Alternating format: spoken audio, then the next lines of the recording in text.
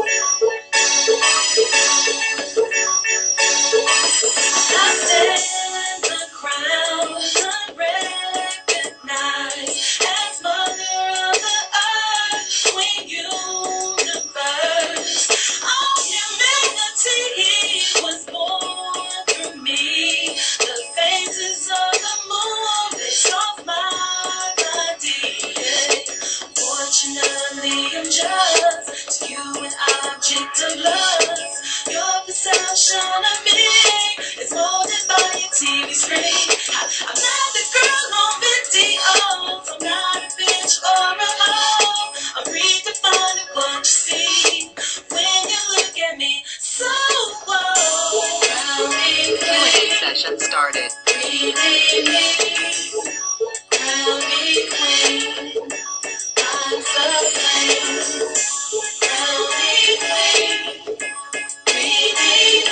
Q&A session is over.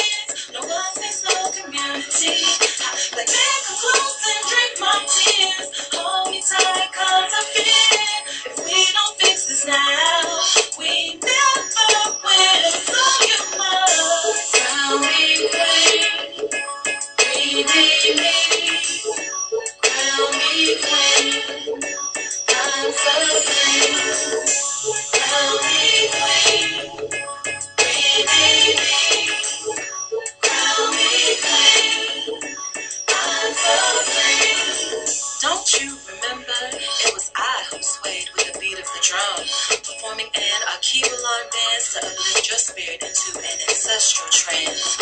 I was the mother and the land, but now I've been reduced and I'm often an object of your angry hands. I survived the middle passage with you, marched in picket lines beside you, endured for you. Don't you remember? Recognize my wealth, because if God made anything better than a black woman, he kept it for himself. Crown me queen, rename me, crown me queen, I'm supreme. Crown me queen, rename me, crown me queen, I'm supreme. Crown me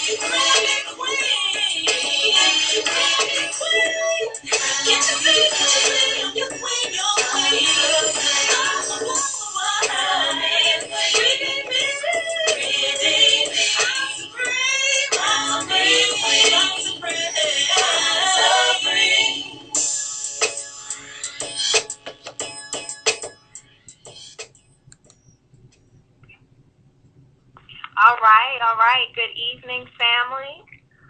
This is Sister YaaYaa, the taste of the Southwest, and right now we are coming to you from the west end of Atlanta. We have been in town for a forum on rape, child abduction, and pedophilia, and some good information was given there. And I wanted to go into that topic some today for the African family, specifically the topic from rape to wholeness. And I know we all probably know at least one person who experienced some form of sexual abuse, and it's sad that it's so rampant amongst our people. And so many people are being affected in so many ways by the white sex practices of Yorugu.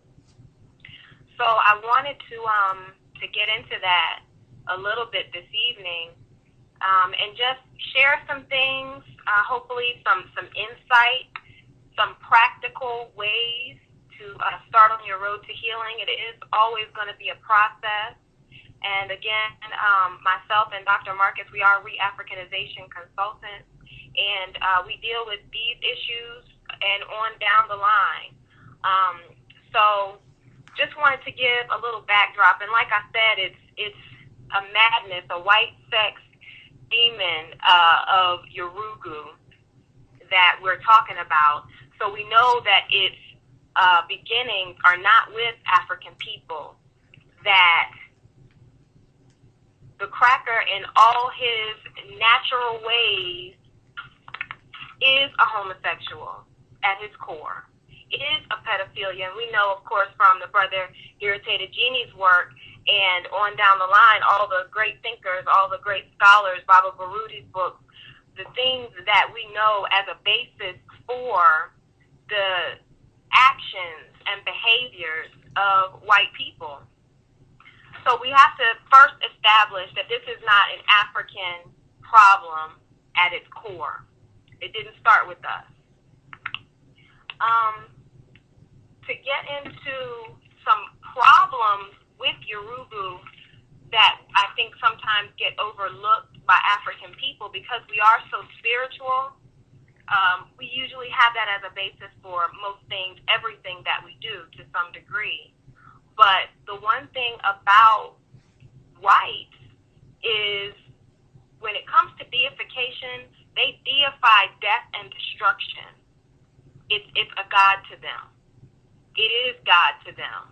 And we know the stories behind their gods from the video, from the plantation to the pulpit, and also even Predators in Our Midst, and plenty other works through War on the Horizon that let us know about the god Zeus, or their god Zeus, and his chosen lover, a young boy. So we know that, unfortunately, they have no God to prevent the abuse of children. It's not something that's in place in their culture. So we can't really be surprised by what they come out and do. We can't be surprised too much. It's horrific, the fact that there could be a NAMBLA, a North American Man-Boy Lovers Association. We can't be too surprised because it's completely within their character to do. We have to, though, be aware of what is happening when we come in contact with their white sex practices, namely through homosexuality, but also through rape and child molestation and all kinds of sexual abuses.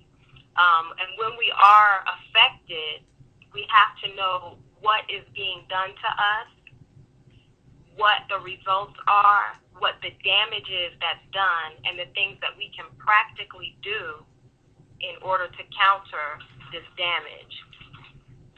So, first, I wanted to talk a little bit. We touched on it last week in talking about some of the issues that sisters face.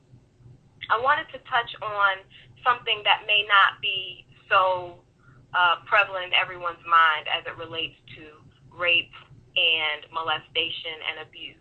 We all have heard horror stories of gang rapes and vicious attacks, violent, brutal rapes. But something that I think a lot of people don't realize is the subtle nature of rape. The subtle rapes that go on that we may not even consider rape or sexual abuse. They get swept to the back of our minds as some kind of fleeting action that someone did, and then we are left with the results, but don't ever realize what happened.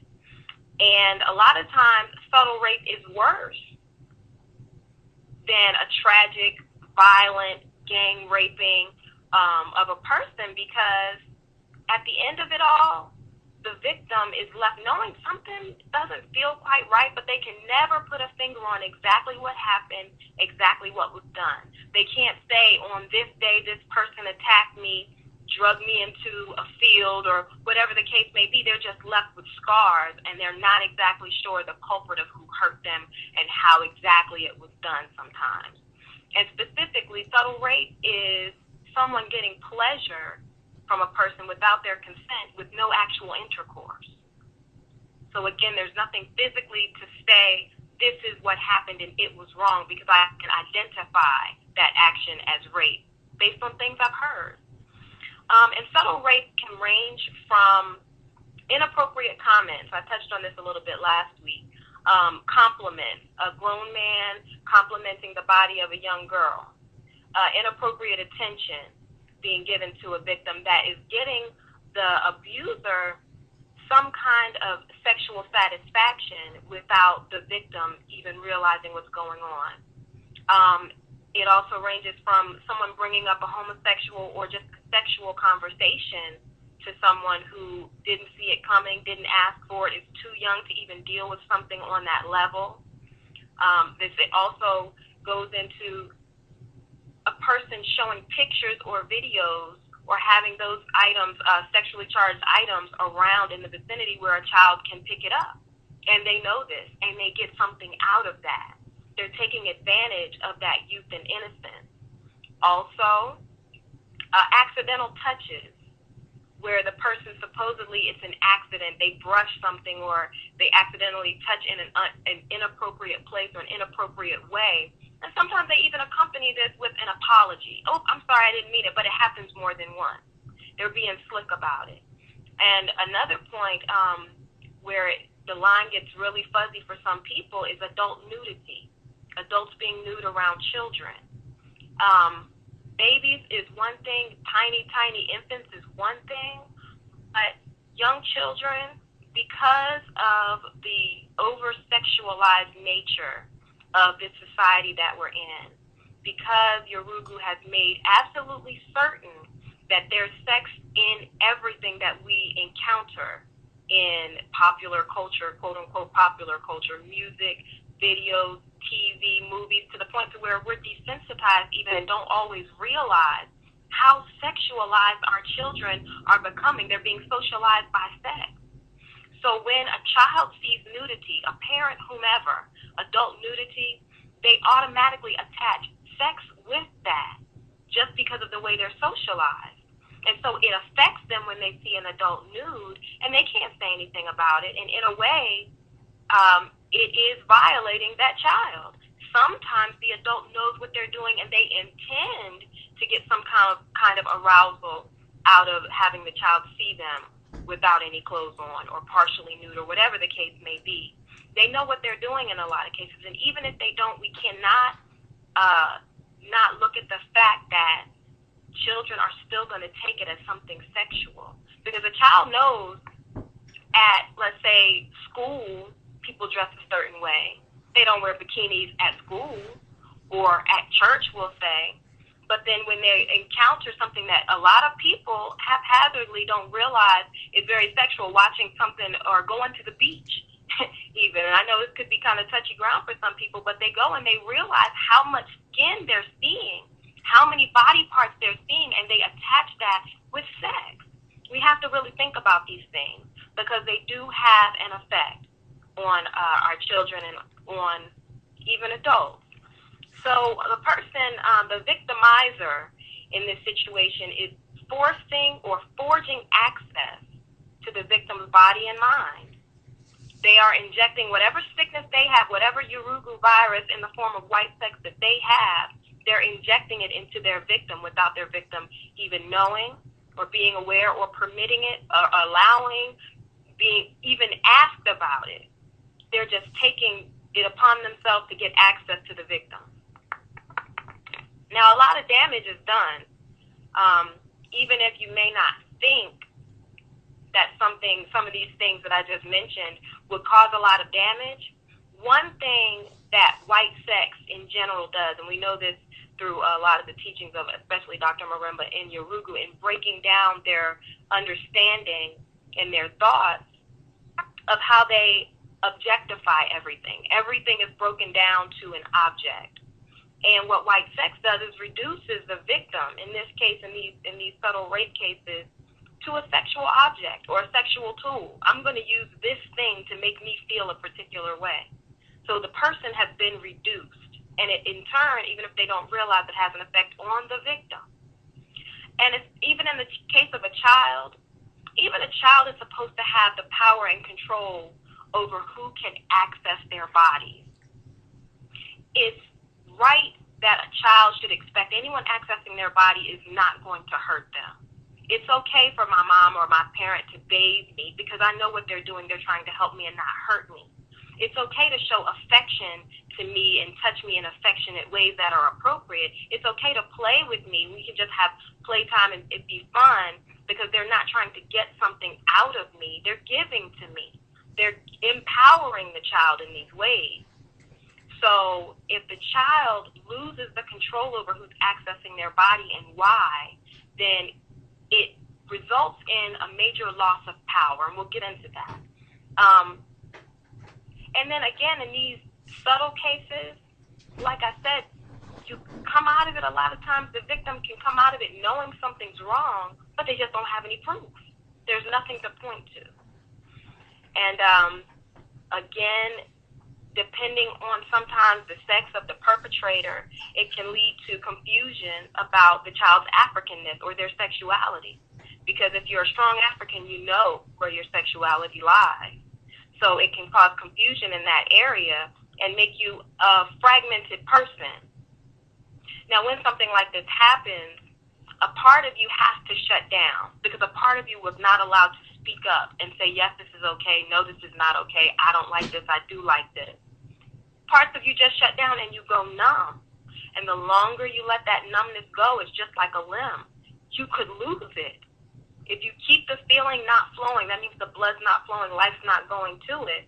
You shut down too long, you sustain major emotional damages. And not only is your childhood and innocence stolen if you're a child in this position, you're being forced into an adult act way too soon. There's a reason why you're supposed to be an adult or of a certain age and maturity level, understanding in order to engage in sex, because it comes with the responsibility that you have to be able to handle. So your childhood has been tampered with and your innocence has been taken from you. You've been forced into dealing with an adult-sized pressure that you're not ready for. And then it leaves you, subtle rape leaves you minimizing your feelings, minimizing even the rage that builds up out of your loss of power and control. Because compared to other stories of rape or tragic, terrible things you may hear in the news or whatever the case may be, what happened to you, if something really happened to me, you might think in your mind, it wasn't that bad. So you minimize the damage that's been done. You minimize what's been taken from you.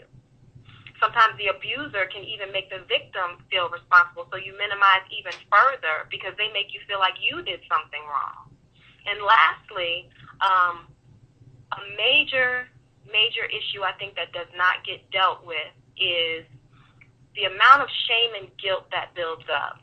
Because having been, again, over-sexualized in this culture here, a part of a person in any kind of sexual situation that person feels some kind of sexual stimulation and arousal because of it. Even if they're being taken advantage of and abused and raped, a lot of victims don't ever get to the point of being honest enough to say, a part of this I liked. Some of it was arousing. It felt good, some pieces of it, some parts of it. And so, again, imagine how hard it is to be able to be honest with someone and tell them, all this happened to me, it was terrible, I feel a particular way, but then to have to add the piece that, oh, and I liked a part of it too. So a lot of people hold on to that, and it makes them become liars because they're used to constantly lying to cover up this inner part of themselves, this inner thing that they experience, and they don't want anybody to know about that. So it builds and it festers a lot of shame and guilt. So, and then other damage is done that shows in relationships further down the line. The person eventually gets into relationships that they feel they're choosing on their own, but they become caught into a cycle of dealing with people based on the abuse that happened to them. So they think they're choosing people for a particular reason because they like them, but they don't realize the depth of what it is that they're choosing and why they're going after these things that are very much connected to the abuse that they sustained. So this loss of power becomes monumental, as just imagine it happens to a child that never speaks up about it because they don't know to speak up about it, and years go by. Everything seems normal. There may be a couple little quirks here and there that people don't realize. The child may have started to act out in certain ways, but nobody ever thought about what could have happened because there was no quote-unquote proof. So now you're left in this position as a victim, not knowing you're a victim, not having anyone you can point the finger at, so you're left pointing the finger at yourself. Oftentimes, the victimizer is hidden, so you can't lash out in that direction. You don't exactly know who to lash out at, but there's that rage, so the closest person to you is you, and then people in your close vicinity around you, people you love oftentimes, and they begin to feel the brunt of this rage that's righteously and rightfully built up within you because of what was taken from you. So, in going through the damage that's been done and this loss of power that you're left with, you had no control over it. The question becomes, how do you get your power back? How do you go about trying to fix what's been taken that you're not exactly sure was taken? How much of it was taken? Did it really make a difference? How do you do that? And I just have some very practical things that you can do. Beginning with undoing the first wrong, which was someone gaining access to you. And that's restricting the access that somebody has to you in order to hurt you. First of all, you have to get away from the person who abused you. Now, I understand a lot of times people are realizing these things are happening later on down the line, years and years later. And of course, from information and statistics that we've seen and heard, in many, many cases, a majority of cases are family members and friends of the family are the ones that are victimizers, that are abusing and raping.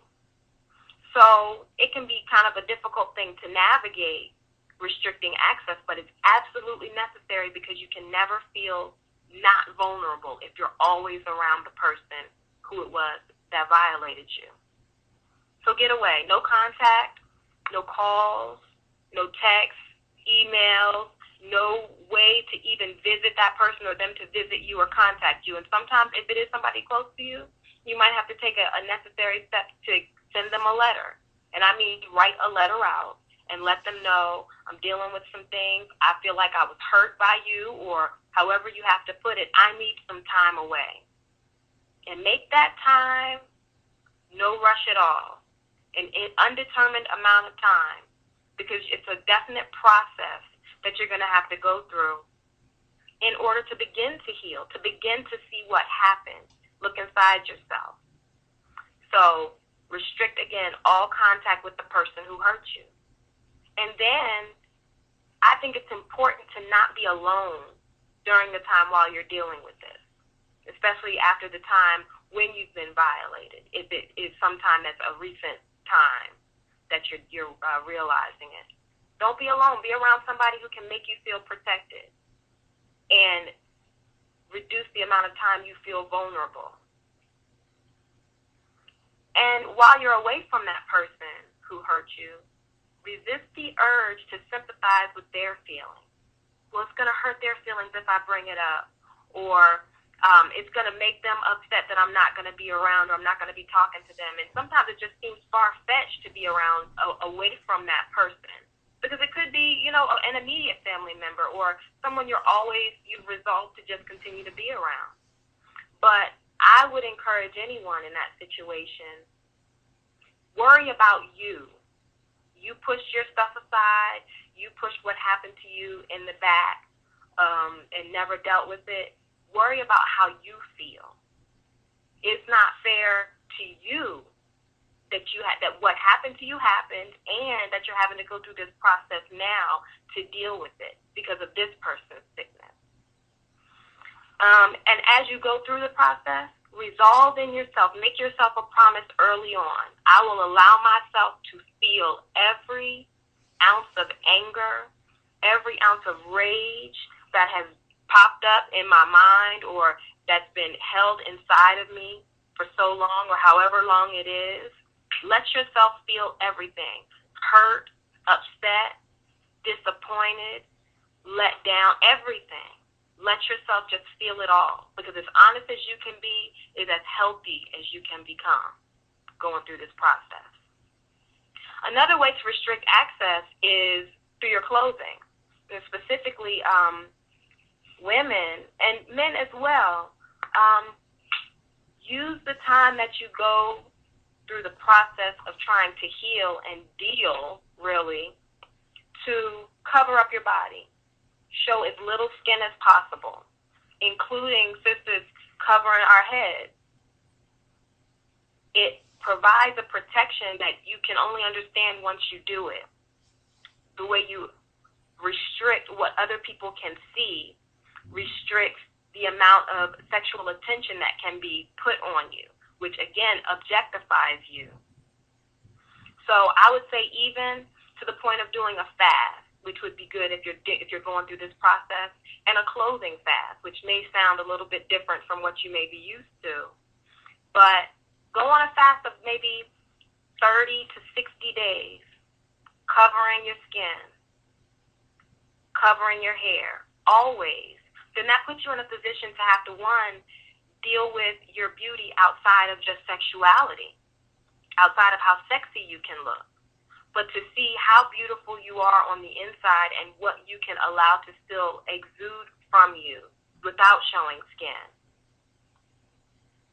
I think that's very important and very empowering for a sister to do, to keep herself from being a sexual object, just walking around in the streets. And you might be surprised by other people's reactions, because a lot of times that's what's going to kind of keep people feeling like, I don't know if I really want to do that. That's so different from what I'm used to.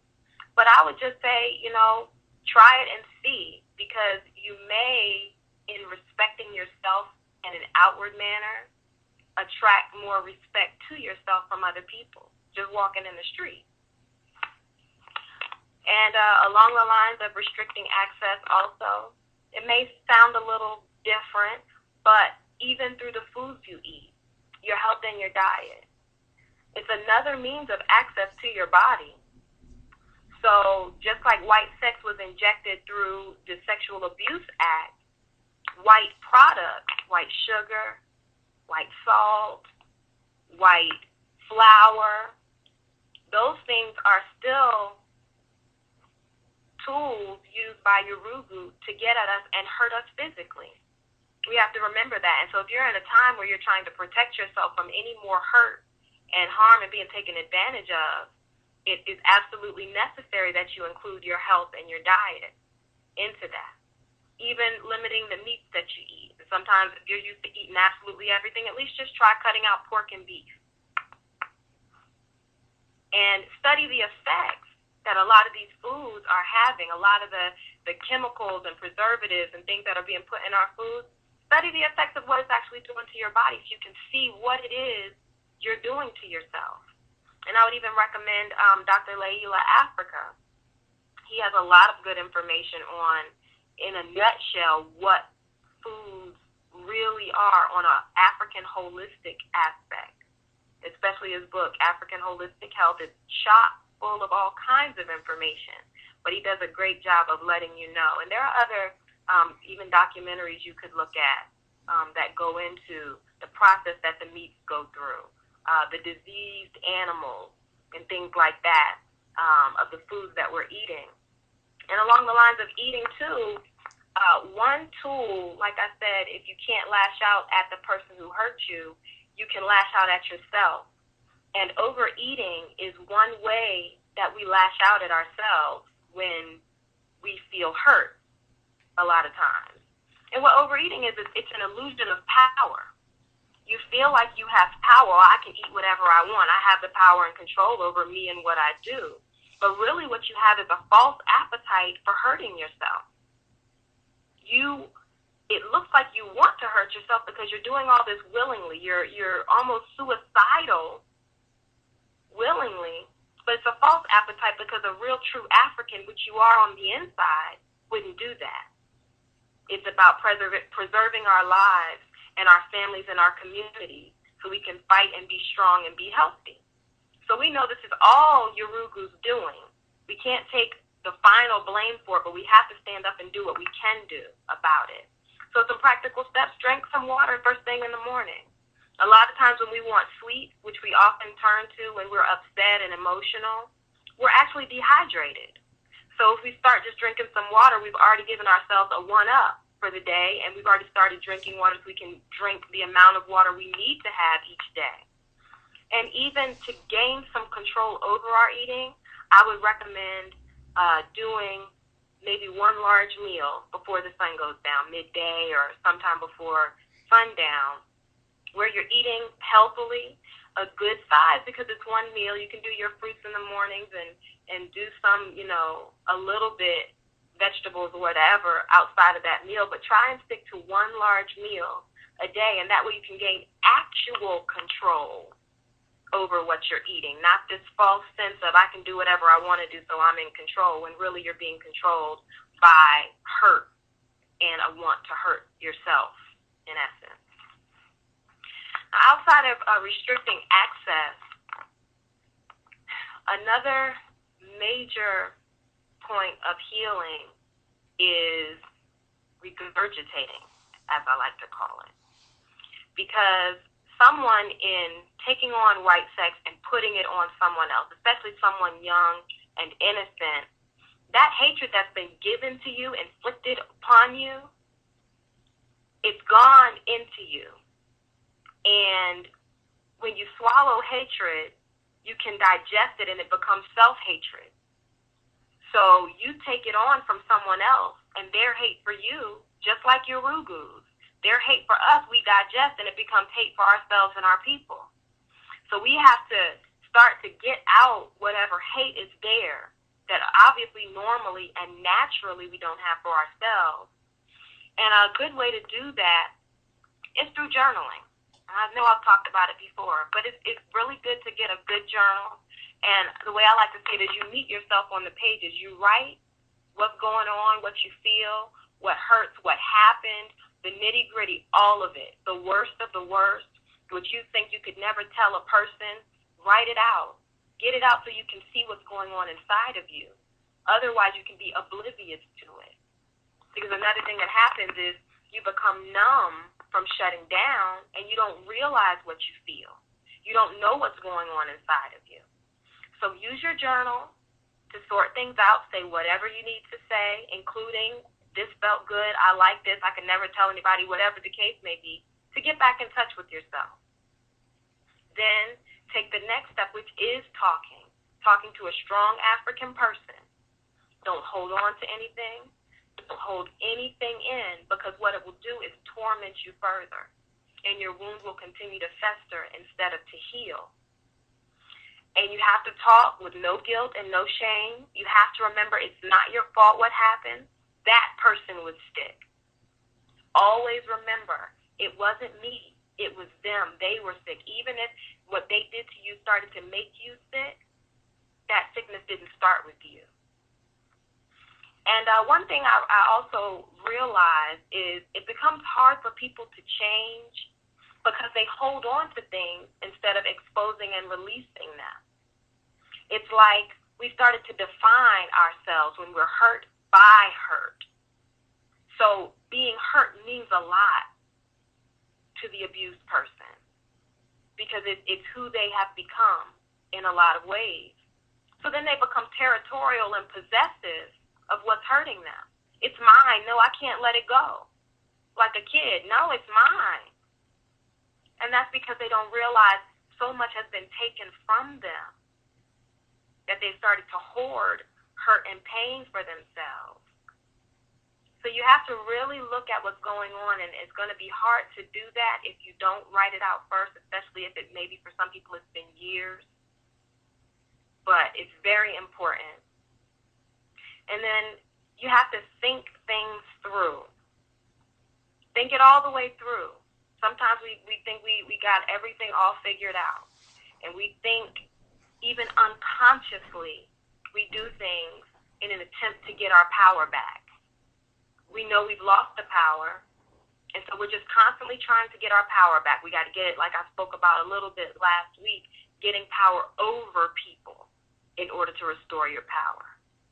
But think to yourself, am I really getting power by doing this? Am I really getting my power back that was taken from me by sleeping around, being promiscuous? Is that really getting me my power back? Am I really regaining complete and total control and access over my body? Is overeating really getting my power back?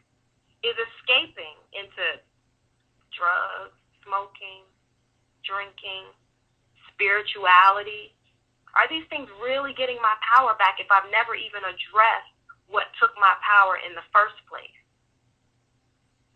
So it takes a lot of being completely and totally honest with yourself about what happened.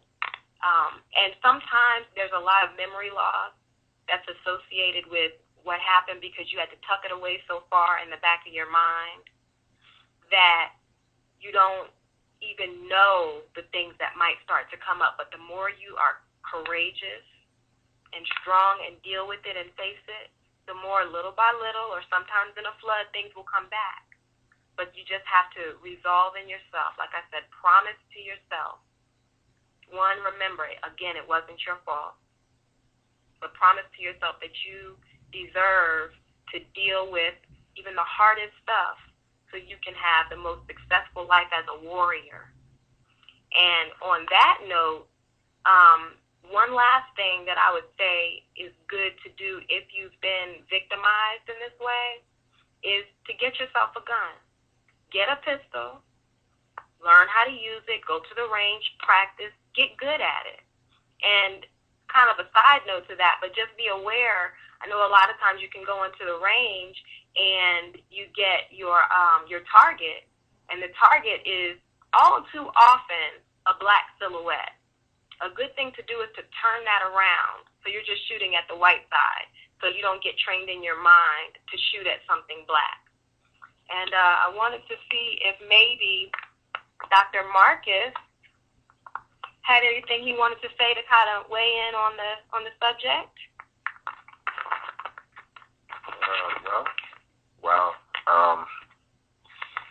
I just listening, I kind of think about the type of people that we greatly, and far too many times we get in our emotions and not really try to look at the whole thing. Not that it's in any way saying spare those who've done it or empathize and all these different variables that I'm looking at. The fact that a lot of these gentlemen or these men or males that rape are victims of rape.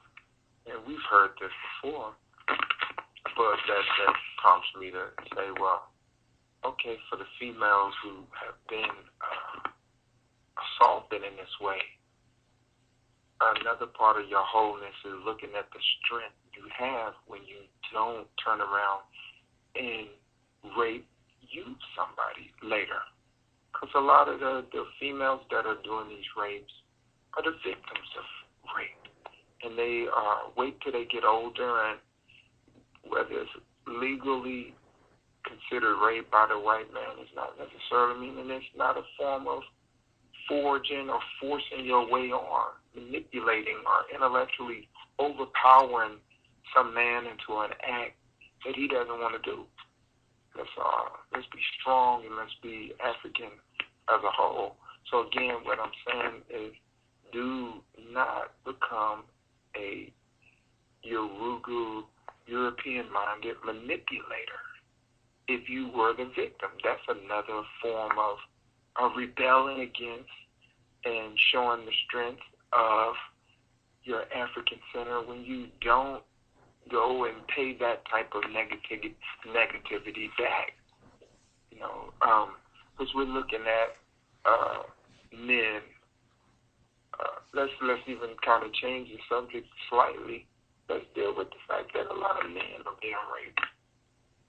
And in fact, I know why they don't want to say nothing about it, because immediately after these children or these men are being raped, or teenagers, one of the biggest issues is they know right in the door their manhood was not taken but was assaulted. And we have these myths that, oh, you turned out now, ain't no turning back. Just imagine, there's plenty of men that are never going to say anything. They've been touched, they've been tampered with, and they are never going to assault any other African or anybody in that way. They saw the repulsiveness of it, and they decided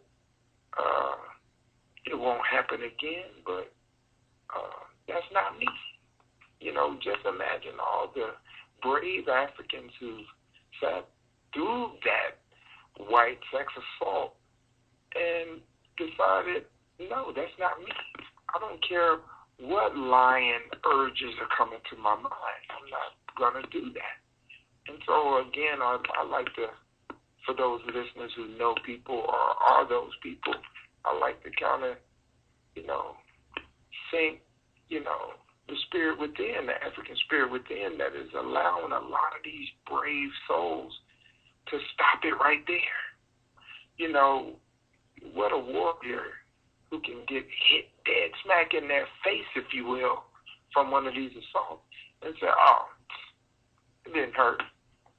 And although we know that we here at War on Horizon, we seek to wish death and punishment on the assault of all victims, all African victims of any form of rape. And there's several different versions of it. So again, this is not to sympathize or empathize with people who want to assault men, women, and it's not talked about a lot. It's a lot of women that are sick. They also are using pills to date rape and play games, and inappropriately touching men who want nothing to do with them. What about if that man is married? That's a sexual assault. And I'm just saying to just look at it from different aspects. A lot of men, we don't speak about it, but it's several women. I've been in certain venues, and they do things you just look like, like, really, I didn't ask you to do that. Don't stay off of me in that way.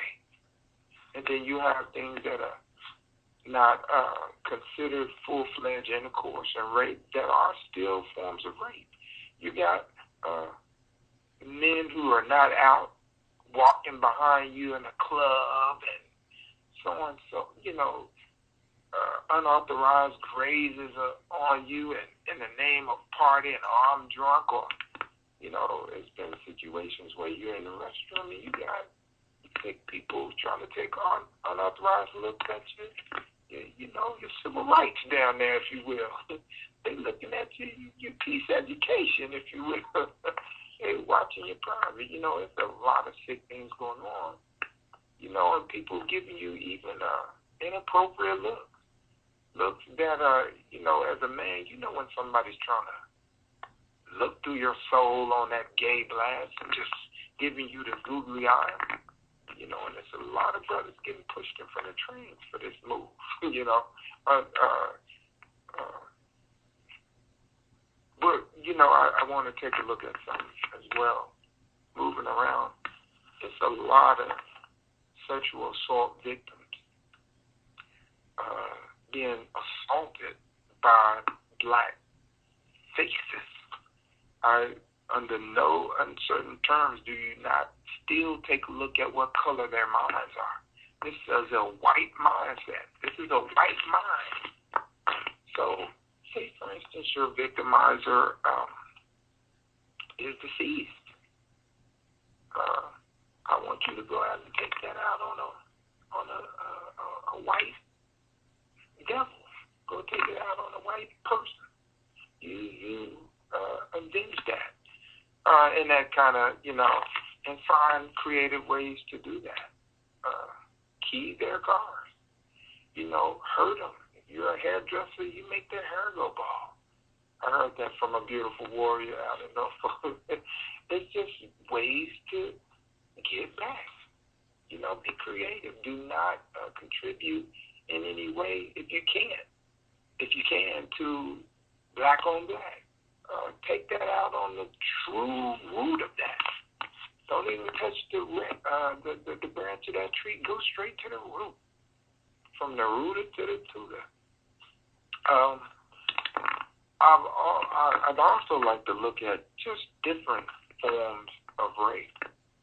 We have this sick notion or this unthought of, clearly thought through a notion that rape is always just sexual assault from the private areas of vaginal assault or phallic, dealing with the sexual reasons. Let's look at this mind rape that's going on. You know, you used to pinpoint it to that drunk uncle or that gay piano playing church, or, you know, and not to stereotype anybody in any way, but we used to could say, well, you know, if this person is gay, who's turning them out? Well, you got the Cartoon Network turning them out now with TV shows that are openly having little girls go up and speak to another girl in a sexual way right there in a high school program. I want you guys to keep in mind, these are not high school shows just because they are targeting these shows to high school kids. These are, in a lot of instances, if not all instances, are not high school writers that are writing these programs that are turning the children out, throwing these suggestions in their minds. Why are you having a condom commercial on the Cartoon Network? And again, knowing that it's children that's going to be on this show, too many children, if not the majority children on certain programs.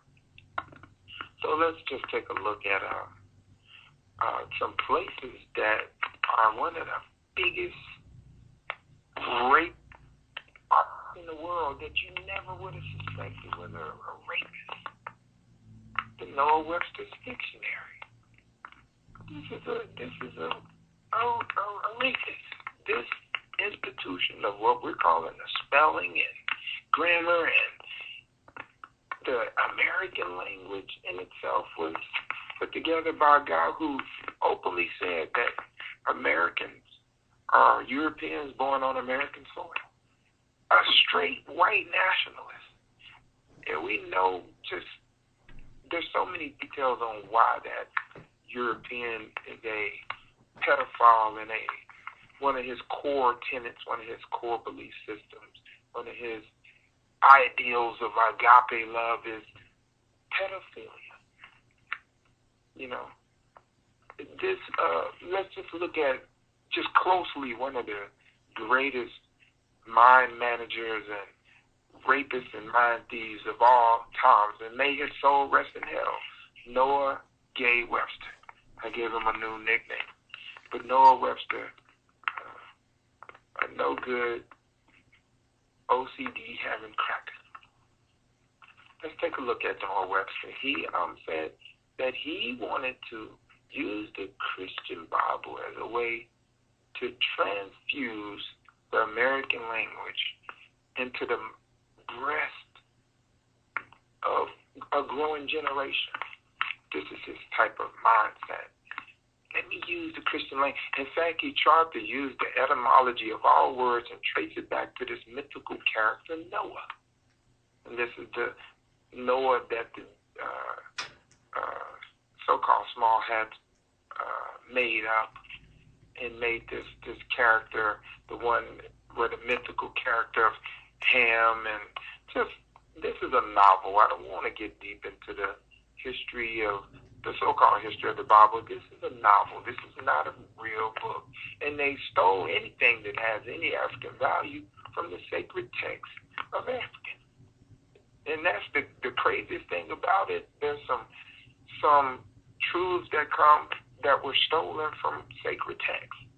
But as a whole, that is a misleading novel of a very confusing nature. It must be read with care.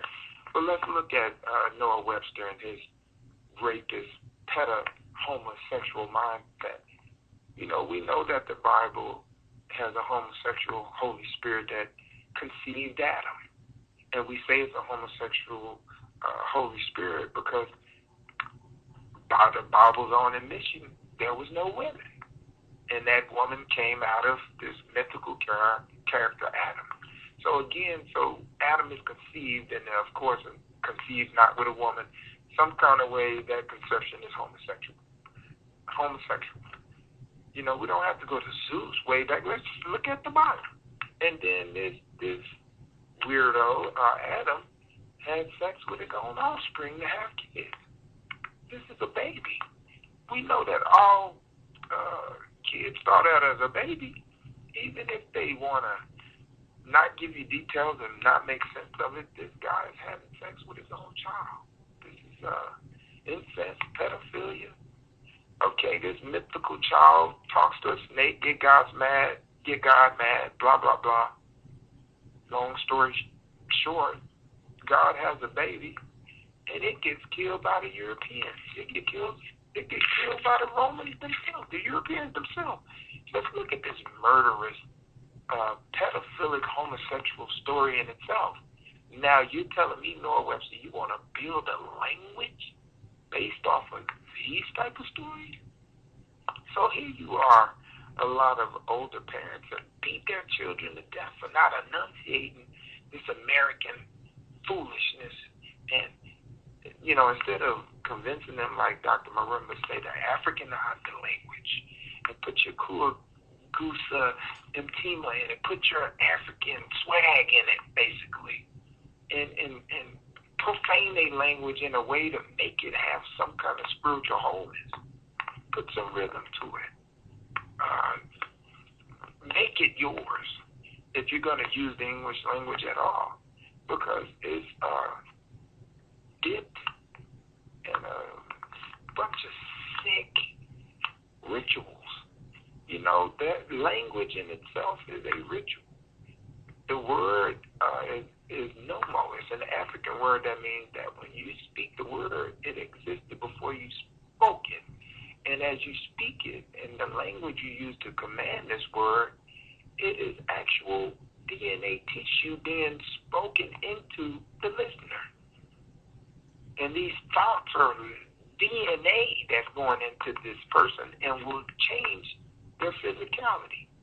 We know in a simple way, without it sounding so deep, is that if you put a thought in somebody, it'll turn into an action. Certain thoughts and actions are physical realities. These are nouns that are happening. People are speaking existences into you.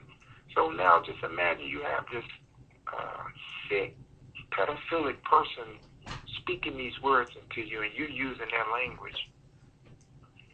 Look what you're allowing into your children. In the name of go along to get along. We're sitting up allowing a homosexual as a racial personality rear our children. And we're disciplining our children for not being whiter than white. You know, Eminem is talking blacker than the average black person these days. And here we want to beat our children to death to make them European apostles, make them Urugus eunuchs, as Baba Baruti eloquently called them.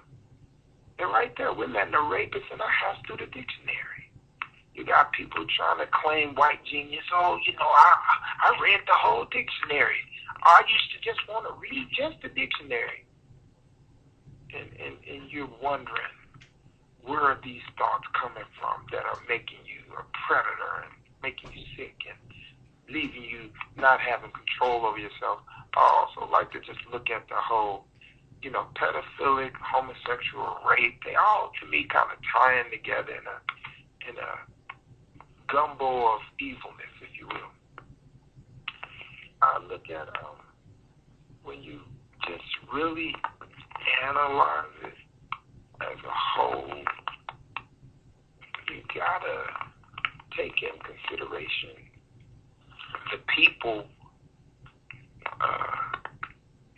that you've allowed to get in your system and impregnate you with sick behavior. We're allowing this Noah Webster creep. And Merriam-Webster, you got it. The other Merriam cats were just publishers. They were not lexicographers. They did nothing to change the language or define the language and do anything. So you're still dealing with Noah Webster, who was actually mentally ill. And look at the way we're letting this rape into our system. You know, a lot of us who are spiritual and have spiritual backgrounds, you know the person you are allowing your children to deal with, that spirit is getting into your child. There's nothing else, just hear it that way. So look at all these different forms of rape. And we don't want to talk about the images, certain sounds, every single message, every single sound, word, or action that you can detect, knowingly or unknowingly, is either pro-African or pro-death or pro-white. Every single message. So just to give you some backdrop on wholeness, let's deal with rape and the wholeness part of it. First of all, you cannot be whole in a society at all that is fragmented with this white assault, this white pedophilic assault on our people. People are trying to pray their way, drum their way, define their way, read their way into Kemet and Christianity and Islam and Buddhism and loop dance, and I don't know what we're trying to do to get out of this foolishness, but we got to face the fact. Are we really going to be able to spirit our way out of a physical reality? We have to start dealing with imagining a world without our enemies in it. At least for a part of wholeness, just imagine it's just us, just melanated, blue, black, beautiful, coursed hair African with no European radio, no European music. In fact, get rid of all your white music out of your iPads. Get them off your everything. Just take all that off. Get those frequencies away from you. That's a part of wholeness. Cut it out.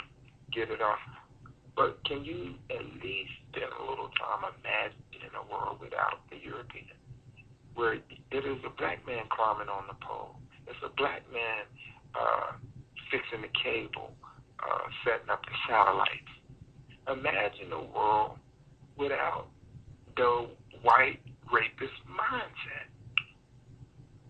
You know, and if we know now that thoughts are literal, physical DNA strips of life being implanted in us, thoughts and words, why don't we just start to speak to ourselves, speak wholeness to ourselves, speak war to ourselves? You know, if it was 10 good warriors, it's less than 250 million, you know, devils here in America. Imagine yourself saying the formulation of right things to neutralize that enemy completely. That's just 25 million. Well, 73 million since 73 was killed in abortions. They tricked us into eugenics. They tricked us into abortion. Why don't we have a couple rappers that start to rap about, hey, don't have babies, whitey, or hey, white man, kill yourself. Dude, give it back to them. Use our brilliance to start combating and really neutralizing any influence by this devil. Take it serious. Imagine it. You know, we are embarrassing the elders right now that have really put in their work and broke their hands up, got shot down, in jail, and we need to take this torch now and start to deal with our enemy. And of course, yeah, you're an enemy once you go and rape a brother or a sister, and what you did, you've turned them into a European. You've turned them into a sick liar, somebody who is going to pretend it didn't happen. They're going to get into different realities. They're going to have to put on new personalities to like themselves. They're going to project sickness onto other people. That's what the European is doing. He hates himself. He has the lowest self-esteem on the planet. And here he is projecting his low self-esteem on us, telling us we're not God. No, you're not God. And you're mad at nature and mad at God himself. But look at people who are raped. Don't they take on those characters? Well, why did the Creator allow me to get done this way? The Creator didn't do that. That European done that to you. Start giving credit where credit is due. That's part of wholeness. Why are you saying the Creator did this? The uncreators did this. This walking dead person did this to you. And with that, I'd like to just hand the mic back over to Sister YaaYaa. All right. In case anybody was wondering or just got to thinking, you know, maybe you can relate, you have experienced something like that, but you're really weighing out, why would I even want to go back into that? Why would I even want to open up that can of worms? I've lived this long. I think okay without going through any kind of healing process. I can handle not doing that. One thing to encourage you to go ahead and just deal with it is you'll pass along the damage that was done to you to your children, even if you don't realize it. And it's a term that they call intergenerational abuse, meaning the child goes through stages and has results and damage from the abuse that the parent went through because the parent never dealt with it. So one way that this shows up is a parent who's not healed, not well, not whole is going to have a lot of needs. Sometimes you need to be approved in a lot of ways because your self-esteem is so low. You can't just approve of yourself. And you constantly need to feel good. You constantly need attention from your child. So it puts pressure on that child to be in that position. They love their parent. The child can sense the need in the parent. So it puts pressure on the child to tend to your emotional and mental needs. And then a lot of times parents that have been abused they experience a fear that their child is going to experience the abuse that they experienced when the child reaches the age that the parent was abused. So if the parent was 8 years old when something happened to them, then they fear heavily when their child gets close to 8 years old, constantly suspecting. Sometimes they become overprotective. It's good to be protective of our children because of how sick people are out here, but they actually are, as Dr. Marcus just reminded me, are projecting their fears and hurts directly onto their children. Again, in a way, taking advantage of that child. The child had nothing to do with what happened to the parent and the fact that the parent chose not to deal with their issues. Then there can be, sometimes rightfully, but sometimes irrationally, a fear and a suspiciousness of your compliment.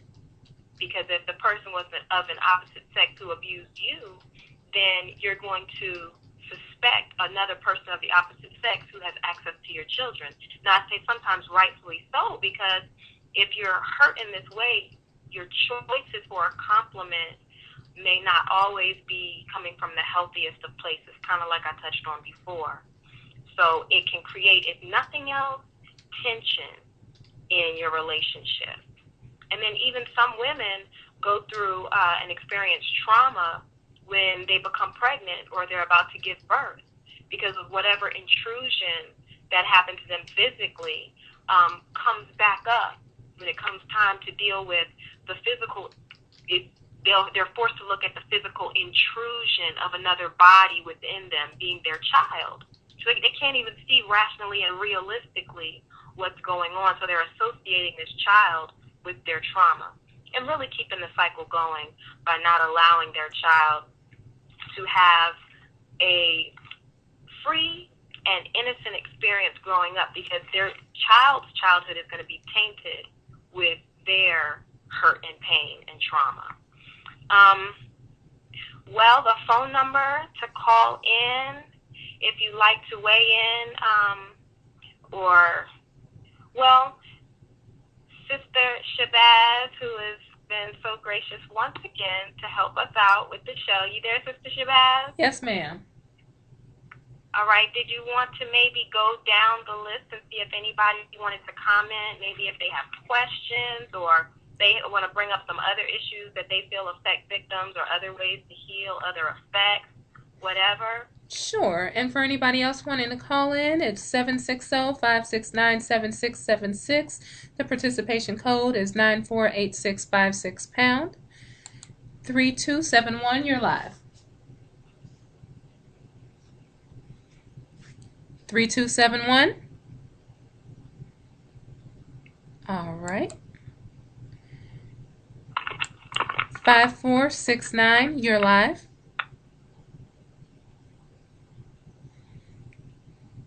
5469, you're live on War on the Horizon. All right, I will assume they are listening in. 5751, you're live.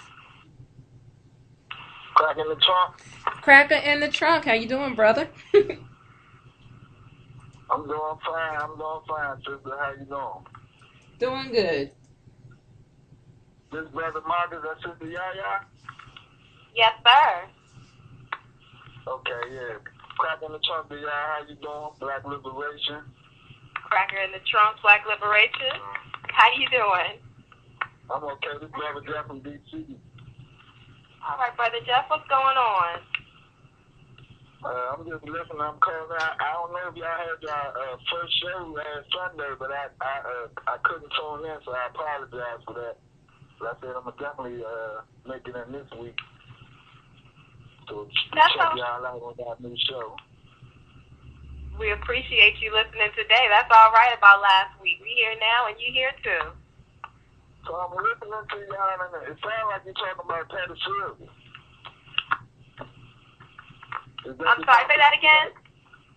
I'm just now tuning in not too long ago, but I missed the topic, but it sounded like y'all was talking about pedophilia.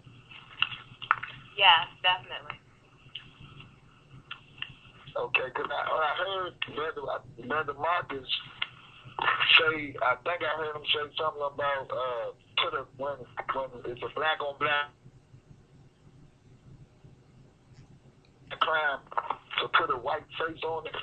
I agree with that totally, but I want to know what happens when you're dealing with a person who they're not confident enough to put a white face on it, or they refuse to put a white face on it, and they blame black people for what black people are out here doing to black people when the people doing the stuff to each other don't realize why they're doing the stuff to each other.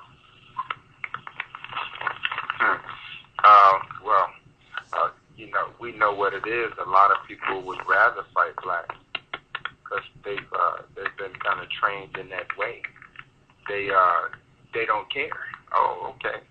In one of the instances I said, in case that the person who assaulted them was deceased, to go ahead and say, oh, okay, well, let me catch me one of these crackers, because it's their mindset, it's their indigenous mindset that is the root of it anyway. I'd say that I don't believe that forgiveness is a good thing either, because I don't know how truthful that response really is. You're not going to forget that anyway. And there's people, again, that I think that's a bigger issue with dealing with, that people don't want to forgive blacks. They want to deal with they want to go hurt somebody black. We got to realize, we got to look at now, why is it you want to hurt them so bad? Why don't you want to see your white God for who he really is, the devil? A lot of people won't give up their white European God. They want to stay European apostles, even if it was a white person. They might blame, well, if they would have picked me up earlier, I wouldn't have been out there. Again, you're gonna have people who are gonna that's looking because they got their Yoruba virus. That's my opinion. If you can't. Because it's things that have happened to me. Yes, it's a black hand that did it, but what color was their mind? Let's get real with it. What mindset was that? And so I'm looking, and for those who are asleep and didn't really know what they were doing to me, I know who did it to me. So let's just get rid of the root of that tree. Let's think in terms of everything we could do in the world to neutralize and get rid of that root. You feel what I'm saying? Yeah, I feel, but what I'm saying is, like, I understand. I'm totally agreeing with what you're saying, but me and you, we in the same mind state. I'm talking about these coons out here that, like, I work with a brother, man, and he beat me down one day because, I say what I say. We listen to the radio. I just try to throw little stuff out there. And I guess he pasted all of the things I said together one day and decided to try to have an argument with me about it. So you got coons out here that say stuff like, man, a white person, man, they the ones that been nice to me. White people nice to me. It's the black people that doing this and doing that. And man, I had a coon today tell my wife she go around the community trying to get the low income people in housing to organize. And this coon tells her that black people own slaves too. I'm talking about black people. I know what I feel. I'm asking you because you know on the same side. I want to know what you think about. How are we gonna deal with those black people who, when you get to talking to them about what this cracker doing out here, they swear up and down this cracker is so nice to them because only thing that they see is black on black disrespect and crime and everything that we say the cracker doing, black people doing it now. One thing we're going to do around those type of people is we're not going to strategize around them, because they're going to tell them people on you. They that character in the Django or Bojango or whatever that cracker movie was about slavery. They go, Master, why are you letting the black ones stay in the big house? And of course, you make sure you don't talk around them about any real strategy, because they're going to work with them people. And what's going to happen to them ultimately, and we can, for those of us who have the compassion, we start praying for them now. Because when these crackers get put in the trunk and we start really allowing Marcus Garvey to come in a whirlwind and really eliminate them and exterminate them once and for all, we're going to also have to let their angels or their units go with them. We have to stop believing we need every single solitary black person to help us. No, we need those that are willing. Because one real African is worth more than 10,000 weak white people and broken spirit black faces. Let's stop calling them brothers. They're not African anymore. They're graham crackers. They're crackers. It don't matter. They're crackers. And they got to get cracked on. That if you want to just hear the real, we stop pretending that they're going to not, all these European-owned athletes, they're going to run and chase you down. I saw an article where Shaq ran and chased somebody down for being mad at homosexuals, and he followed them, went above and beyond the call of duty in Miami to go track down somebody because he was training. Yeah, listen, I need I say any more. Them type of brothers got to go. I don't have the same sensibilities as some of these doctors with their foolishness. Oh, we gotta heal and we gotta listen. People are going to look at the lady who stabbed Dr. King. I was told that you don't even have to tell them what to do. They're just so programmed. Why to my Savior? Well, I'm going to kill you right there with your Savior. I'm going to kill you because what then happened is once they got in our mind and had this much power over us, what has happened is internationally, every single solitary white person is a Jesus figure in the minds of us, of some of these black coons. Every time they see a white person, they see a Messiah. That's how deep it is. They don't see him just as a slave owner. They see him as a God figure. This is the way I wish my baby looked, held, and thinking, and ugly like this child. This is, in their sick, retarded, gay, backwards, intellectually homosexual mind, they down with it. And the truth and the ugly reality is, we are glad that they are on their side. Because those who don't want to be African and don't want to be in this victory that I believe that the irritated genie is leading us to, we're glad to know. Ain't you glad in a way? Because me and you, we on the same team. And we for life. This is what it is. And we're glad to really see these people who have forfeited their birthright, their own natural birth-given sovereignty. They're giving it up to try to identify and go to be nameless in this mythology they're calling white history. That means nothing, is going nowhere. You see what I'm saying? So it's a good thing that those types are against us at this point. But we ride strong and really collecting now for those who really want freedom and want to be free. That's what we're doing. Right, brother. That's what's up. You sounding like a Haitian, brother. I believe you a Haitian, and I agree with you. That's what I was looking for. That answer right there is 100%. I'm in agreement with it. Now, on this pedophilia thing, if you got enough time to answer another question. Sure.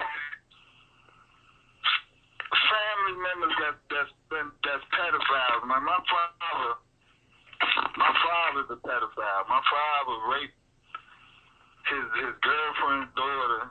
I let my father down, brother. And my father did 10 years in jail. He raped his girlfriend's daughter and got her pregnant when she was 13. You hear me, brother? I'm here. And I don't know why he did it. I just can't understand it. And but I see my father, and he, I let him see his grandkids. I'm around him when he do it, but I wouldn't leave him alone with him or nothing like that. But I'm having a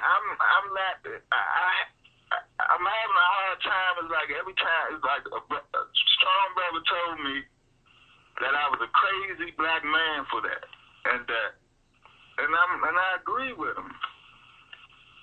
But I don't believe that my father will do that again. For one thing, let I definitely don't think he'd do that to my kids. But if somebody was to do that to my kids or any other black child out here, and I had a chance to eliminate that person, brother, I'm telling you, any pedophile got to go. So I'm having a hard time with it. Personally, that is my father, but what you think about that, bro? Well, many of our fathers were. Let's look at the root of that. Let's look at Kabuki. Let's look at how that was introduced to us. So again, we're gonna look at those people as true victims. And again, this is not to start being sympathetic or make any excuses, because if you tell me and anybody else who's African, we gonna ride with you. Let that be understood. Let's say no more about that. Some coming up with your kids, that's what we do. That's what we do over here. We're not friendly with the homo, which leads to the pedo. We ain't friendly with none of that. But at the same time, we're not going to start letting the black hands be responsible for the white minds that are in them. We are going to take it out on every single solitary one of those founders of Zeus and pedophilia and all that. They're still the root. They still are the virus that got into. I don't care, father or whoever, mother, father, whoever they got into. And the thing about it is, we all who become conscious can have parts of our family, brothers, sisters, and mothers, fathers, sometimes that are not conscious with us, because the virus won't allow them to be alive and conscious. That makes me hate that cracker even more. That's health. You start to really deal with that for every one of those crackers and every mindset that has gotten into our fathers, because it ain't just your father. There's too many of them out there. It ain't a single solitary thing. And why he did, I could tell you many reasons why. We're being raped by the TV set. We're being raped by rhetoric. We're being raped in these books.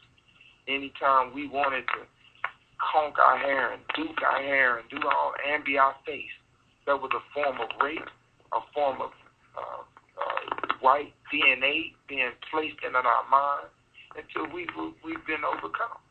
And it's unfortunate, it's people like this.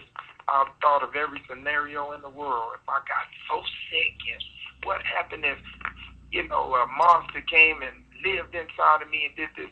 Let me tell you what I would do. If the forces that be had me that sick to think in terms of hurting a child, I would take a bomb, I would strap it to myself, and I'd go in the building that got the most white people in the world, and I would blow myself up. And I would just do one for the team to show that that's how much I hated that devil in me, that type of strand, that virus. Because the problem is, or what we should focus on, is not the fact how did that white man get into his mind, how is that white man getting into all these black minds and making their black hands do these things. It's still, we're not going to let that crack off the hook. We're not going to let him off the hook. We're going to deal with him. We're not going to begin to believe that these zombies, these black zombies who are allowing this virus in them, and they start to enact and become pregnant with this homosexual ways. And as they go to conceive this bad behavior, we're going to give credit to the person who got them pregnant with this virus. And this bad behavior, we're not going to let him off the hook. And again, why is he in all these black minds? And it's a serious sickness, because let me tell you something about pedophilia and homosexuality. For everybody who's listening, who's ever had a homosexual thought to come to your mind, first of all, you didn't ask for that thought. You're like, wait a minute, where did that come from? That ain't me. And that's the truth. Let's look at it. These thoughts that are being bombarded, these images, they start to take a toll on you, and before you know it, these thoughts start running through your mind. And you didn't ask for them, and you sure ain't down with it. You understand what I'm saying? So look at this. Look what just happened. We're telling you that frequency is raping us through the mediums, through their writings, through their subtle, gay, butt-squinting ways. and they booty cutting shorts, these men and these boy-looking women, we're being bombarded, and we're not being protected by our parents. Our parents didn't even have a TV. I'd rather them have no TV. My dad didn't have a TV at all. So I never saw a white person on TV because he didn't have one. No, my mother saw it. Oh, my goodness. It was a free fall. We had HBO. Home Bulldog office. Any of these words we could make up, for these sick people. So, no, you don't take credit. Your daddy didn't invent that. And again, the strong character you have when we do clear that cracker off the planet for good. If we're gonna practice some forgiveness, it's supposed to be the way you do it. Do you hear me? And you have a right to love yours. I got people in my family that did a lot of things. That's not my job to go kill up my family members. But if somebody else get offended, go for it. That ain't my job. That ain't in my heart. This is mine. I can love mine. I'm glad that the Creator gave me all mine. And for everything my father did wrong on that nature. Because the problem is, and hopefully I'm not being too verbose, but to some degree everybody's dealing with some intellectual homosexuality because we're not hurting the cracker who is hurting and harming all these other black kids. We're bending over. We're being effeminized to the point to where we're never going to do that. In fact, we're loving this assault. To the point, like that brother you talked about, he's defending. Well, man, it's only white people been good to me. So he's just an intellectual homosexual. He's to the point where he loved his white sex assault. So hopefully this is putting that in perspective. And I believe in prayer. I believe in spiritual. I'm praying. I'm going to pray. Me and my sister, we praying for your daddy. And for daddies out there that have been assaulted in a way where they just couldn't overpower it. We didn't know a lot of us getting curled. Look at that effeminate nature they were putting in us back in the day. Look at our people, strong brothers. We didn't know. Hey man, we was in a position. So I'm not giving excuses, but I am understanding and agreement with you. You have a right to love your family. But make it real clear that on the line that you draw, that when somebody start messing with yours, don't even go by yourself. Take your time. Let's be strategic. Why should one of them hurt one of your kids and you get in trouble? These people are going to end up missing with nothing that happened to us that exercise our sovereign right to get rid of the criminals in our families or in our black African families. So that's a beautiful question. And that's dealing with the heart of it, because when we get rid of the cracker once and for all, neutralize him where he's not in our life at all, now we got to look at some of the principles of forgiveness and things like that. How are we going to deal with that? And I got people in my family, that's still my family, and I'm with you, my family, so I'm riding with you on that. If you care to forgive and you see us in a safe place and you got that under guard, maybe when we go out there to handle our business with some of these devils, in whatever way we decide to do that, we can just do an extra one for the savage people who got in his mind, because I don't believe that was your daddy's mind. I'm going to just keep it real with you. That wasn't his mind, and we ain't going to give him credit for something we could trace back to Plato, silly putty, and all the different names we have for these devils. You feel me? So we're definitely in compassion with your quagmire, your eliminator. That's real talk, and we need that. That's just, I got it. In fact, we're going to deal further with that, but I want to really think on that. And if I come up with something else, I'm gonna speak on that if you don't mind. Yeah, that's no problem, brother. That's why I asked you, man, because I want to know how you think, because I'm feeling you on everything you're talking about, and I'm just trying to learn, and man, I already know. My teacher's the irritated Jimmy, so I already know if he's listening, what he's thinking and what he told me. But at the same time, brother, that's my teacher too. Right. So, and it's hard to go against or not do anything that brother asks you to do or tell you what's right to do. So, I just tried to get you. You the only other brother that I asked about this, man, because I'm feeling you, brother, on on the fact that you're a Haitian and you're a student of the Educated Genie. So I appreciate your feedback on that. We appreciate you too, brother, being so honest, like you said, and real. That's a beautiful thing. Thanks a lot. All right, Sister YaaYaa, I appreciate it. And I'm going to have some questions for you, too. I'm sorry if I addressed the brother a little bit too much on those rounds of questions, but I'll definitely come at you with, and I want to know your feedback, too. I'm feeling you, too. Thank you. I appreciate that, but you don't have to worry about that. Wherever the answer comes from is what counts the most. We are a team. We get together on this. Crack in the trunk. Cracker in the trunk. All right, 9653, you're live.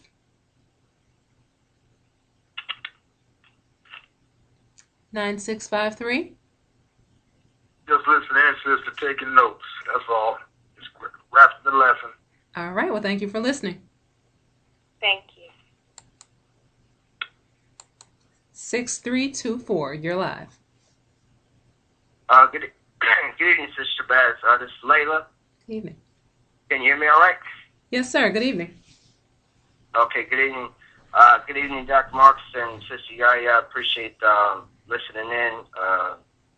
Again, this is Layla. I'm taking some notes, and I had a question. Kind of ties into what the previous brother was saying, but of course my question was directly to the Sister YaaYaa. You mentioned the process of going through separating from someone who may have caused some abuse. Yeah. All right, my direct question is, how do you know if you've possibly gone through this process? How do you know if possibly you may not have done it for long enough, or would you say something about the length of time? And then I have a part 2 question whenever it kind of ties in with what Dr. Marcus was saying. How do you want to handle that? Well,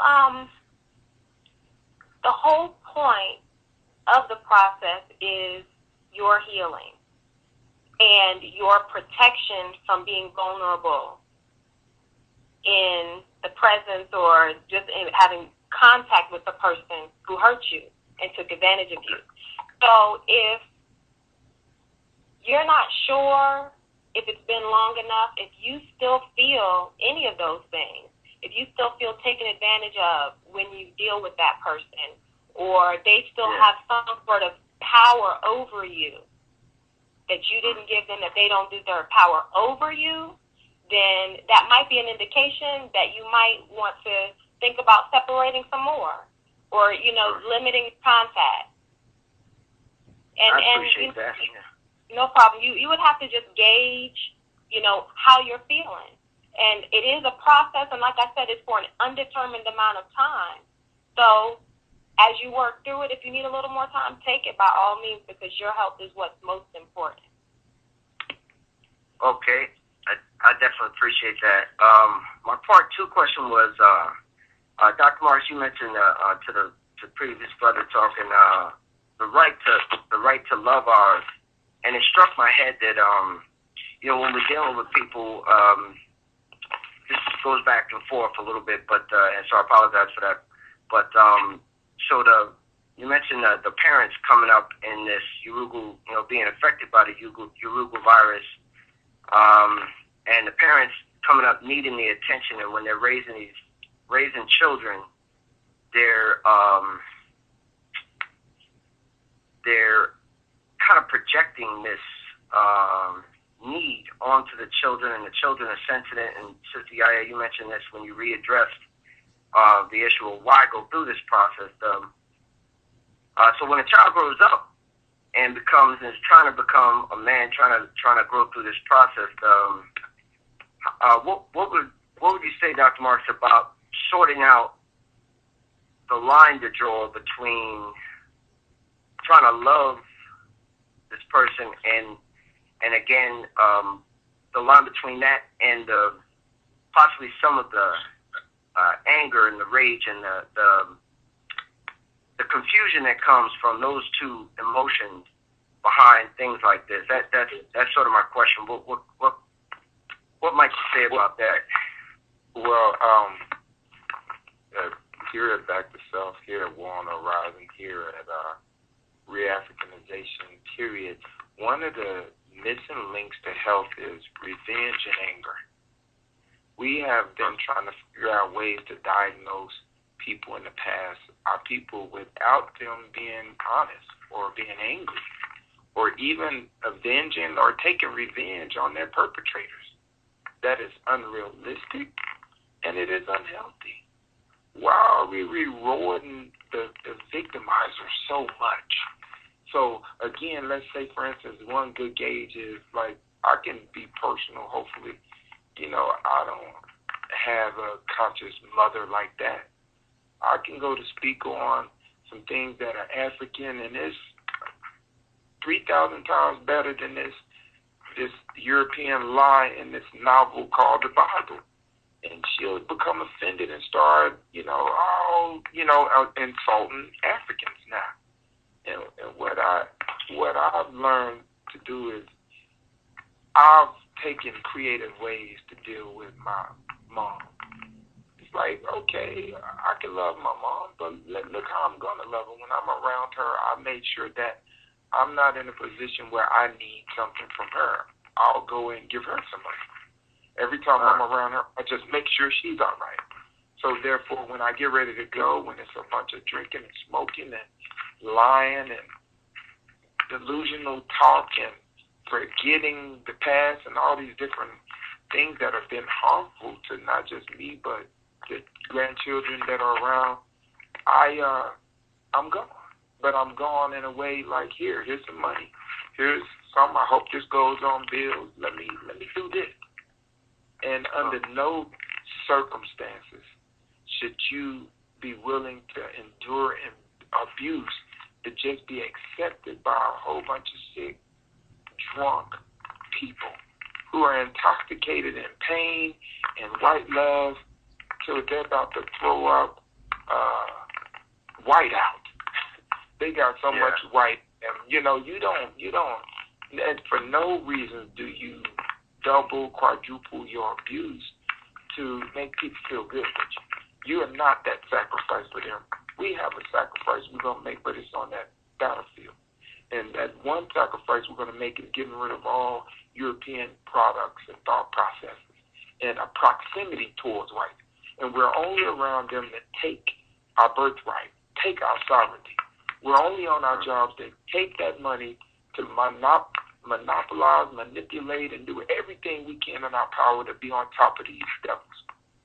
That's what we're going to work around them for. We're not there trying to make friends. They cannot be forgiven. We cannot make friends with them for killing 200 million people in the Middle Passage.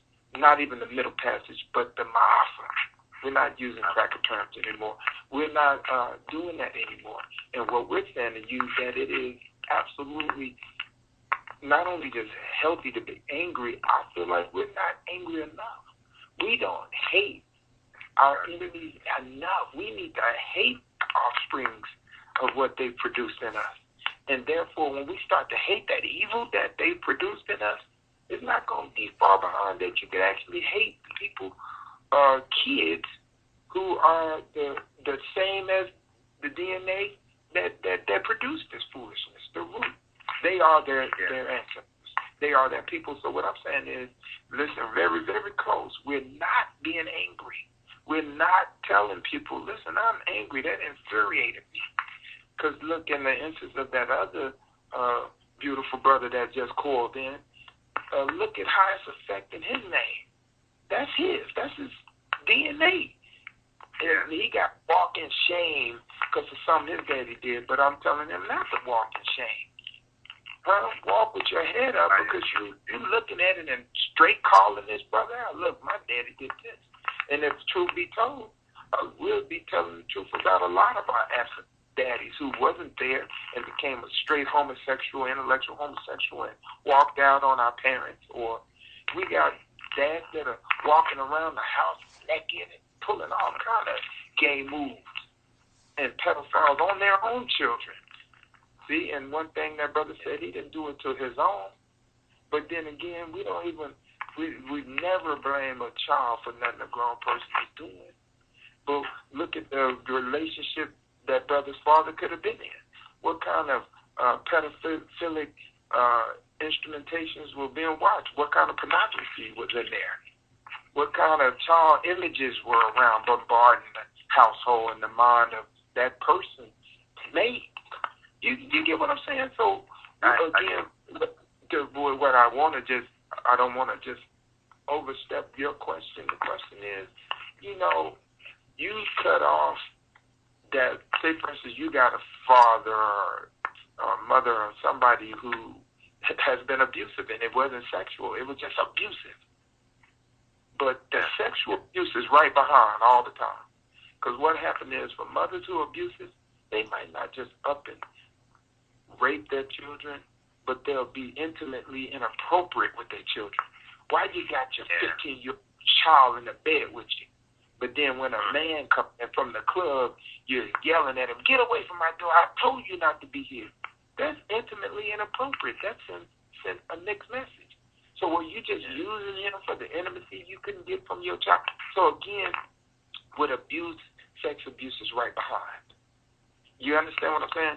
So it's related. They're very related. So if you have, for instance, a person that you love them, but you need to cut them off, you cut them off for a period completely. You don't answer the calls, and you talk to people in that period. You just get on a 30-day fast. And if it turns into 60, 90 a year, if you don't talk to them, you've built a new family. Talk to us. We're talking about Africans. Every African is about to wake up, but the ones who are woke, we're willing to fight. We're use our brilliant, creative minds. We are the people who created the only arts that were indigenous to America, and that was jazz and hip-hop. We go down in history for being the people who created the only art that was ever created. Everything else is imitation from these devils. So I'm saying, with that creative mind, knowing that we're now finding our way to win this war, use that creativity to bond with us. We need to stop hollering we're extended family and start using all these words. Let me tell you something. African love is going to be thicker than biological blood. We now redefine. It ain't no, let's stop pretending if God put us in one world, that world in itself is blood. We experience in the same space. That's God's blood. Why we keep putting such a premium on who was born out of this or that womb? If this person is trying to hurt you and abuse you, they have discredited themselves and disqualified themselves from the African race. If they're promosexuals and homosexuals, for political reasons, they've disqualified themselves to be God, black. You feel me? So our bonds are deeper. That brother we call, we need to have it where we can start linking up on the line. We need brothers like you to start getting in this re-Africanization process with us and getting certified right here with us. We're not the only ones who have answers. I wanted to flip this a little bit and ask you, what do you think is a good suggestion for this man and his father, if you were listening? I would like to hear your thoughts. So many thoughts are going to come from everybody else. That's how we're learning it. Make no mistake, our information is coming from people and not from books. We're learning from people, and this thing can be understood, and there's plenty of the people out here that need to be doing the same thing we're doing. We're not waiting for no white folks' degrees no more. We're going for African brilliant minds, and we make the decision on who gets to talk and get into the African minds of our people. We do now. So I'm asking you. What do you think? Yeah. I hear the question. So it's interesting that the brother's comment is actually what spurred up the second part of my question. But what came to mind while I was listening to the brother speak is when I was reading the Irritated Genius book, Black Resistance Against White Sex. There's a section in there that he speaks about, at a time we're going to have to deal with even our family members in a way that are trapped in this. But then I also hear the prayer and the right to love ours, and we try to stick with the root of the problem. So at this moment in time, I suppose where we sit now, I guess the latest thing that you said sticks to me as the best answers for right now is to stay on course with where the root of this problem is, where our family members, our ancestors, where this got into them, which is, where this Yoruba virus got injected into them, and keep the anger and keep the assault focused with the cracker that's caused this in the beginning. And that'd be the best thing I'd say as an answer. We definitely appreciated you calling in. Again, we're going to give our numbers out. We want people who are qualified to do this or would like to just speak to us, that want to around the family or friends or fans. We talk to us, because that's how we enrich our knowledge. And we're still growing. We're still students of it. We're learning every time the irritated genie opens his mouth. And if anybody who knows this brother knows he's a student, we're still growing. We just need to keep enriching one another, and it is going to be through that melanin, through that rhythm. They say that is the fluid of the God principle, rhythm. So it's that move, that swag we have. Bring that light to us. So we just really do appreciate your call. Please keep calling in, and keep studying, because you're heavy, deep brother, and we want you. We want people like you on deck and on board to do this same thing, and we're going to speak to one another. Sometimes good healing is just listening to what somebody got to say. Sometimes they didn't need an answer. I'm learning this from women every time. They don't always give their friends advice. They just want somebody to listen. That's healing right there. That's a great amount of care. Somebody just to sit back and hear our rant. And although it's going in circles because we're emotional. And we're loving and caring people. And we're going to take all these emotions and this care, and we're going to go buck wild on our enemies. So thank you for calling in, bro. All right. And thank you again, Dr. Marcus and Sister YaaYaa, for your words. I appreciate it. All right, Brother Layla. All right. All right.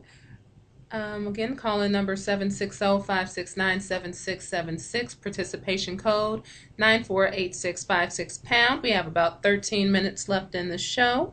1858. You're live. Hey guys, this is Sister Shantanique calling from Austin. I was just listening in,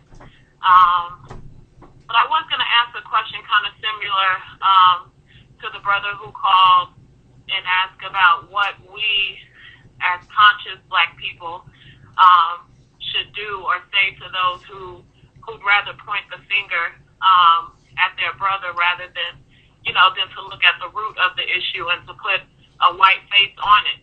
Because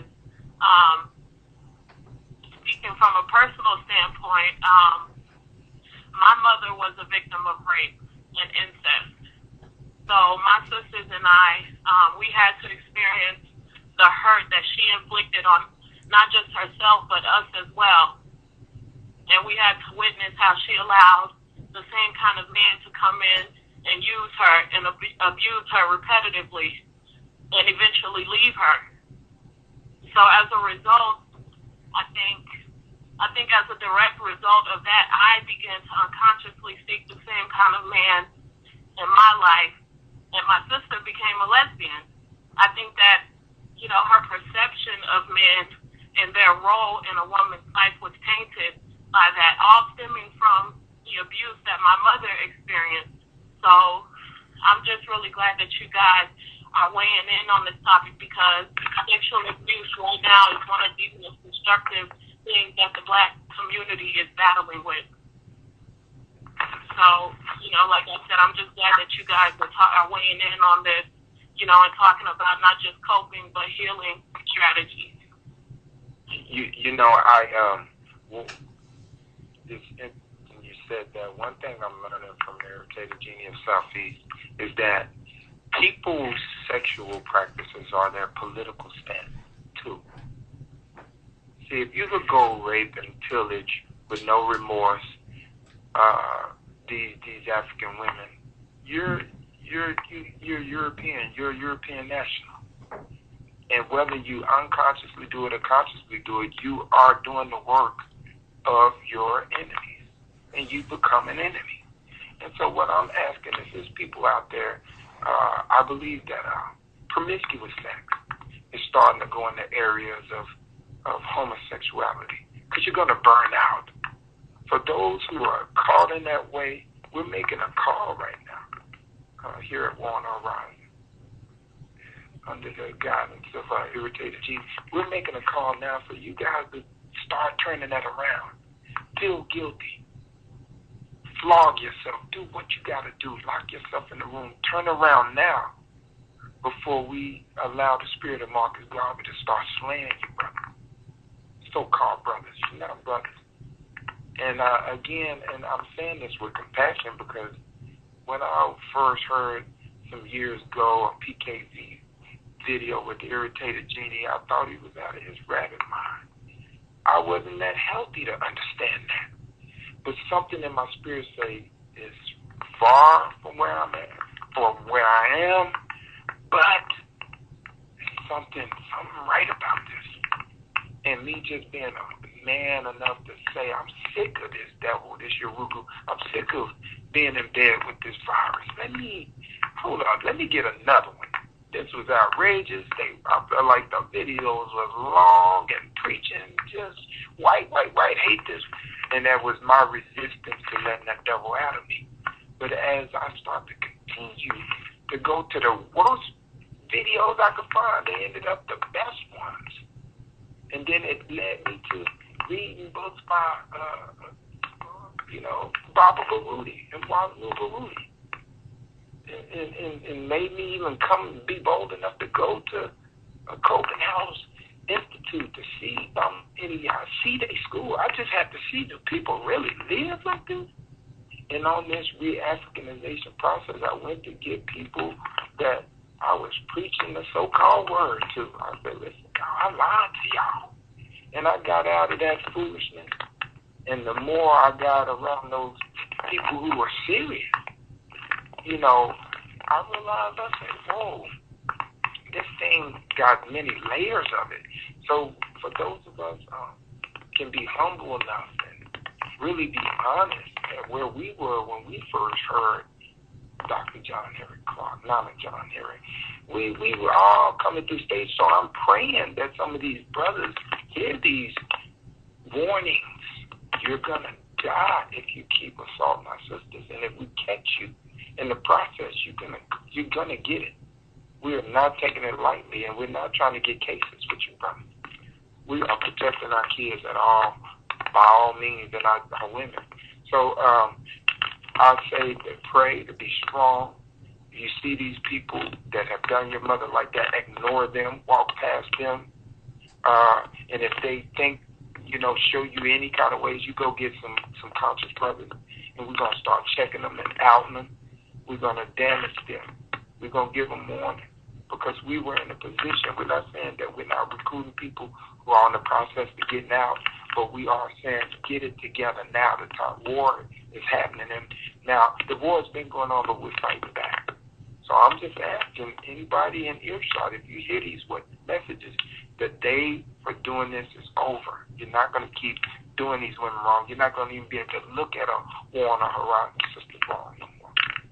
That's what I'm going to say. And Sister Shantini? Yeah.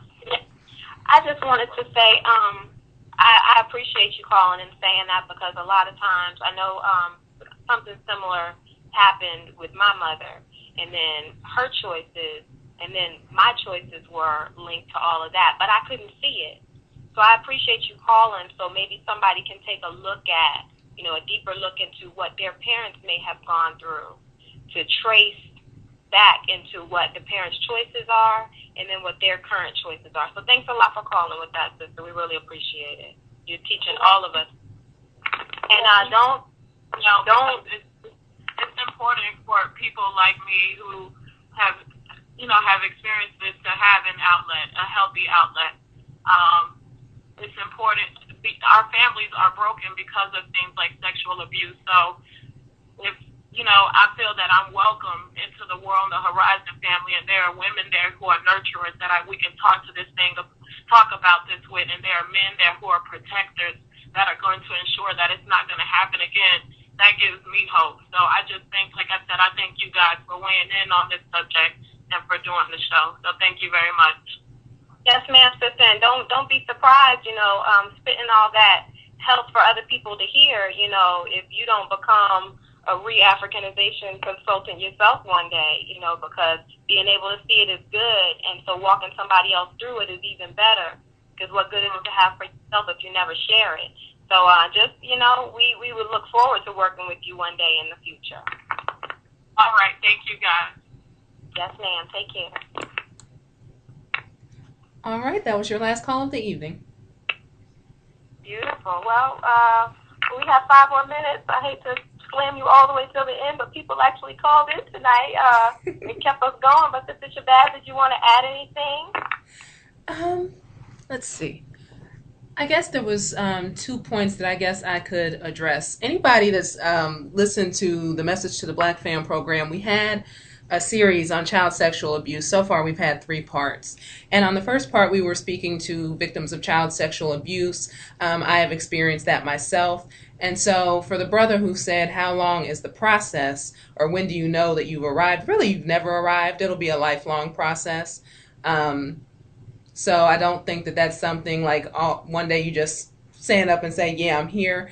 For me, I think it's been over 25 years, but I really started dealing with it after coming into contact with War on the Horizon. So that in and of itself is a big help. And just being able to be in that kind of environment, we need more of it. And to my brother, Jeff, I don't see him on the switchboard anymore. He may be listening online. I would say, I understand that you love your relatives. That's fine and understandable. But as far as taking your children around them, even if you're present, and even if you don't believe that your father would ever do that, which you never know because we don't know the mind of another person, but it's almost giving a pass to him in your child's mind. You have to think of how your child would perceive that, knowing what he's done and knowing that they were still allowed to go around them. Even if we aren't willing to do the ultimate, which needs to be done at some point in time, we really have to be careful. When they are engaged in that kind of activity, and it's not rumored, but it's something that was proven through a pregnancy or evidence or something like that, they need to be shunned from the community. I really think that that is, at minimum, something that needs to be done, because to bring your children around them and, if you want to have a relationship with them, that's fine. But to actually involve the children in that, I think sets a very bad precedence for them. And we always have to remember and be alert about what kind of signals we're giving to our children. So those were the 2 points that I guess I could comment on tonight. Okay. We always appreciate your input. It always comes across so well thought out, and just from a very, very mature place. So thanks a lot, Sister Shabazz, and again, for all your help this week with the show. Oh, no really problem. Appreciate it. Yes, ma'am. Thank you.